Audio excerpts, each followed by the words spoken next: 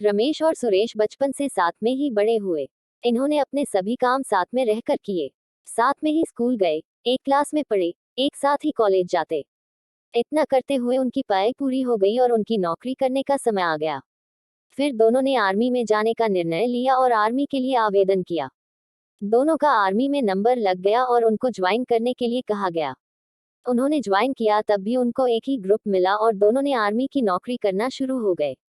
एक बार वहां पर युद्ध का माहौल बन गया और युद्ध होना शुरू हो गया। रात का समय था, चारों दिशाओं से गोलियों की बारिश हो रही थी। इस युद्ध में रमेश और सुरेश भी शामिल थे।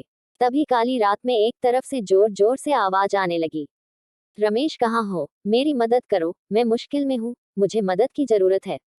रमेश ने तुरंत ही सुरेश की आवाज को पहचान लिया और उसने रमेश की मदद करने की सोची। उसने अपने कैप्टन से सुरेश की मदद करने जाने के लिए इजाजत मांगी। कैप्टन ने तुरंत मना कर दिया कि तुम वहां नहीं जाओगे। हमारी सेना के पहले ही काफी सैनिक मारे जा चुके हैं और मैं और सैनिकों को कम होने नहीं दूंगा। इतना सुनने के बाद रमेश शांत बैठ गया। फिर वही सुरेश की आवाजें सुनाई देती और रमेश अपने कैप्टन से इजाजत मांगता और इजाजत नहीं दी जाती। फिर अंत में रमेश ने कैप्टन से कहा कि सुरेश मेरा बचपन का दोस्त है और हम दोनों साथ में खेले हैं और साथ में ही बड़े हुए हैं। आज उसको मेरी जरूरत है और मैं यहाँ पर शांति से बैठा हूँ। मुझे जाने दो, मुझे उसके पास जाना है और उसे बचाना है। कैप्टन ने इतना सुनने के बाद रमेश को सुरेश के पास जाने की इजाजत दे दी। फिर रमेश उन गोलियों की बारिश में अपनी जान की चिंता किए बिना ही सुरेश के पास पहुंच गया और फिर वहां से सुरेश को घसीटकर सुरक्षित स्थान पर ले आया। वहां पर सभी सैनिक और कैप्टन मौजूद थे। जब वहां पर रमेश सुरेश को लेकर पहुंचा तो सुरेश की जान निकल चुकी थी।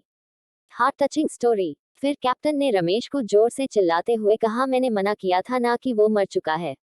वहां पर जाकर अपनी जान जोखिम में मत डालो।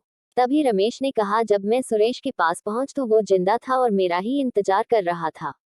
सुरेश ने मुझे ये भी कहा कि मुझे पूरा भरोसा और विश्वास था कि तुम जरूर मुझे बचाने आओगे और तुम आ गए।